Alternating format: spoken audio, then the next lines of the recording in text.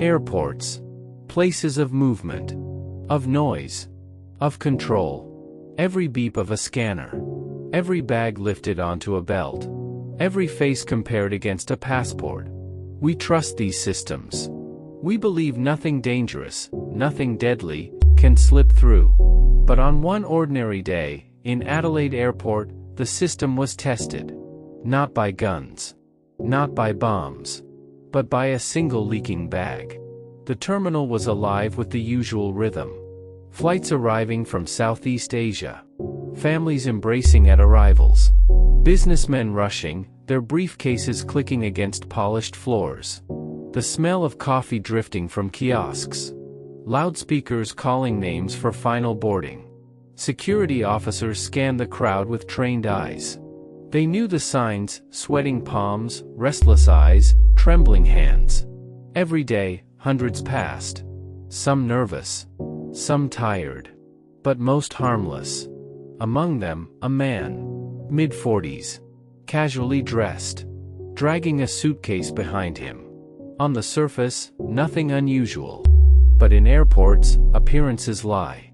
As his luggage rolled across the terminal floor, a customs officer noticed something. A faint trail. Dark. Wet. Seeping from the corner of the bag. Bags don't bleed. Bags don't leak. Unless something is very, very wrong. The officer watched closer. Gloves went on. The bag was pulled aside. And the passenger froze. His smile too tight. His eyes darting. His body stiff, as if every movement might betray him.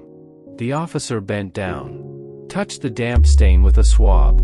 Seconds later, the color changed. Positive. Heroin. What began as a simple drip was about to unravel one of Adelaide's darkest airport cases.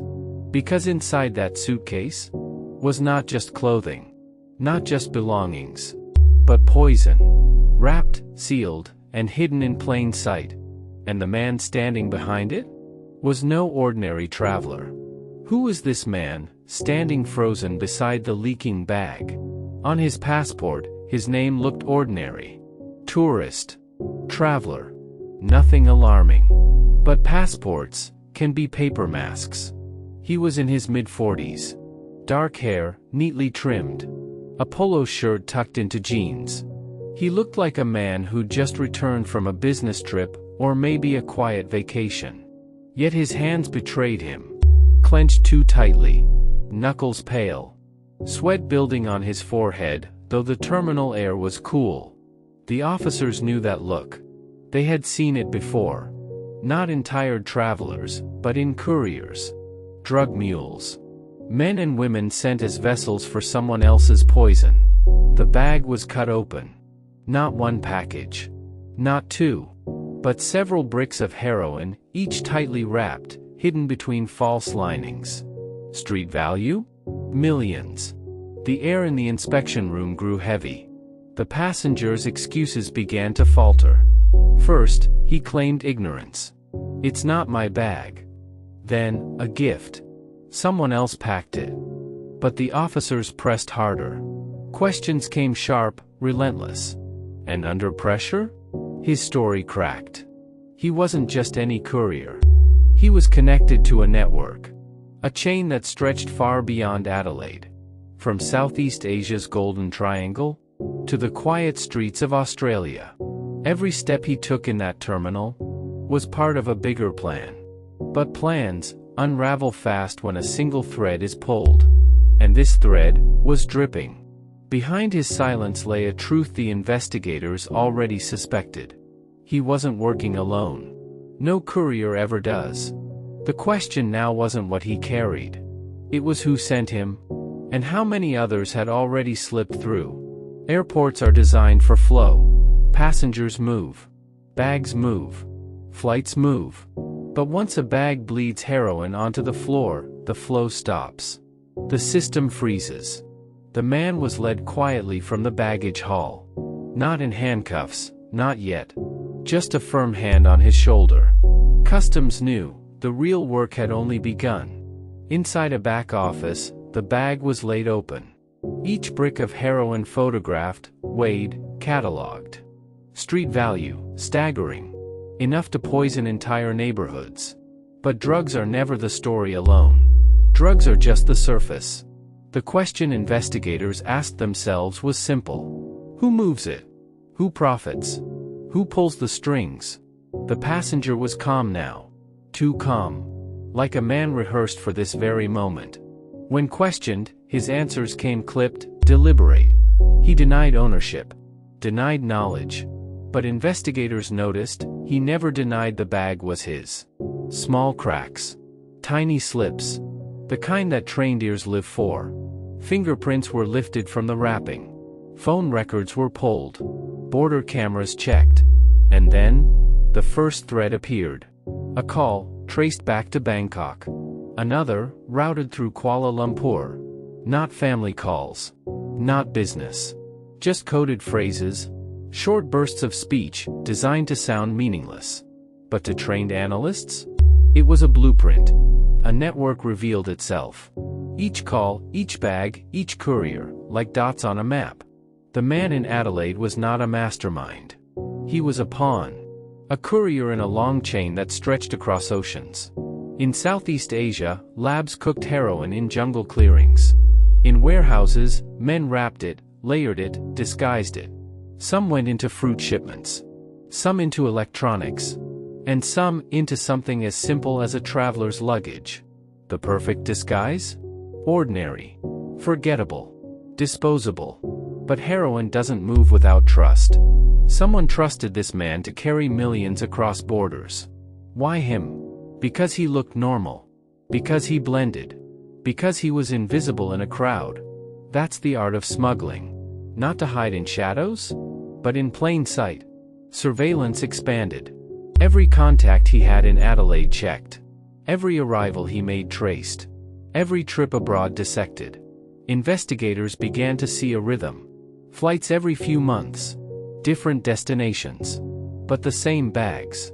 The same method. Patterns only visible when you stand back. When you stop looking at a passenger, and start looking at a pipeline.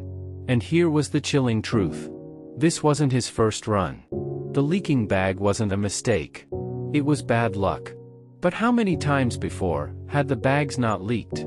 How many shipments had already slipped through undetected? Once the first courier cracked, the hunt began. Surveillance became a shadow game. Plainclothes officers trailed suspects through Adelaide streets. Agents sat in parked cars, watching dimly lit houses where strangers came and went at odd hours. Phones were tapped. Meetings recorded. Every whisper weighed for truth. And slowly, a bigger picture took shape. This wasn't a lone traveler. It was a corridor, Adelaide, Sydney, Bangkok, Kuala Lumpur. Flights carrying more than tourists. Flights carrying product worth millions. Agents knew they couldn't rush. Take down one courier too soon, and the rest scatter. But wait too long, and another load of heroin would flood the streets. So they played the long game. Wiretaps. Dead drops. Watching money change hands in alleys. At night, under sodium lights, the couriers looked ordinary. But the bags. Always the bags. Heavy. Identical. And once, just once, a courier glanced over his shoulder, eyes flickering with the paranoia of a man who knows he carries poison. The hunt wasn't about the man they caught at the airport. It was about who sent him. And who would send the next. A warehouse outside Sydney. From the outside, empty. Inside, it was alive with movement, men repackaging goods, sealing boxes, preparing shipments. Agents watched through hidden cameras. Every item catalogued. Every face logged. The heroin pipeline was branching. Not just couriers, but freight. Not just luggage, but crates. A spider's web, and every strand led back to Southeast Asia. Interpol joined in. Thai police, Malaysian authorities, Australian border force, a network to catch a network. And still, the drugs moved. For every courier caught, two more slipped through. For every bag seized, another disappeared into the streets. The investigation was racing against the clock. Because heroin waits for no one. It destroys in silence, in homes, in alleyways, in locked bedrooms. The longer the web spun, the more lives it claimed. One night, the call came. A new courier was arriving. Flight inbound from Kuala Lumpur. Same method. Same pattern. This time, the net was ready. Plainclothes officers mingled with passengers at arrivals. Customs agents waited behind tinted glass. The baggage carousel turned, and the courier reached for the bag. A nod. A signal. The arrest was quiet, surgical. No panic. No scene. But the bag told the story. Wrapped bricks. White powder. Identical to the leak that started it all. And from his phone, more names. More numbers. More dots on the map. The sting wasn't just an arrest. It was a doorway into the heart of the network. When the cases reached court, the air was heavy. Jurors stared at the evidence, the bags, the photos, the weight of heroin stacked like bricks of death. Prosecutors painted a picture of greed. Of couriers risking lives for money. Of masterminds hiding overseas, pulling strings in silence. Defense attorneys tried to shift blame. The couriers didn't know, they argued. They were misled, tricked, desperate. But the evidence was clear. Phone calls. Bank transfers. Surveillance tapes. The web was undeniable. Sentences came down hard. Years behind bars. Families destroyed. Networks fractured. Airports are built to move us. From one country to another. From one life to the next. But for cartels, airports are veins. Pumping poison across continents. The Adelaide case was one leak, one mistake that spilled heroin on the floor. And from that crack, an entire network unraveled. But here's the question. How many bags never leaked? How many couriers smiled, walked past security, and vanished into the crowd? The truth is chilling. Because airports aren't just gateways for passengers. They're gateways for crime. And sometimes, the deadliest cargo looks just like luggage. The next time you stand at baggage claim, ask yourself, what's in the bag beside yours?